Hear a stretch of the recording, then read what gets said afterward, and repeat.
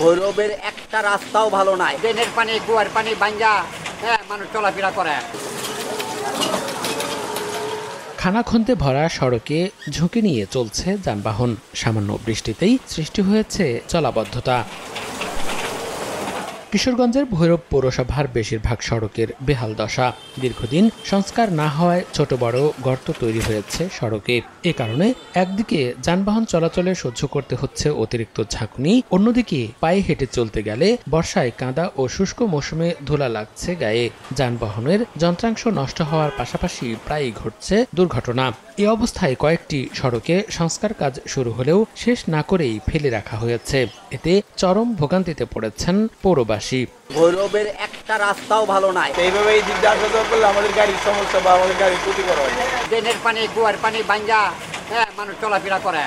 সব এদিক দিয়ে আসে যাওয়া করে, তারপর ওইগুলি দেখাও দেখে না। সবের কাছে আবেদন যে আমরা এই রাস্তাটা পুনরায় ভালো করে বানানো হোক।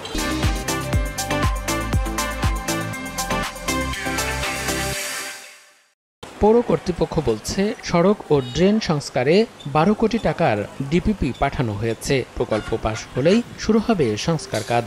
বড় বড় যে রাস্তাগুলি আছে ওইগুলি আমাদের নতুন একটা প্রজেক্ট হয়েছে, যেটা হলো ইউআইজিপি প্রজেক্ট। ওই প্রজেক্টের কাজ ইতিমধ্যে শুরু হয়েছে। এটা হয়তো আগামী মাসে টেন্ডার হবে। ভৈরব পৌরসভায় 64 কিলোমিটার সড়ক রয়েছে। সময় সংবাদ, ভৈরব।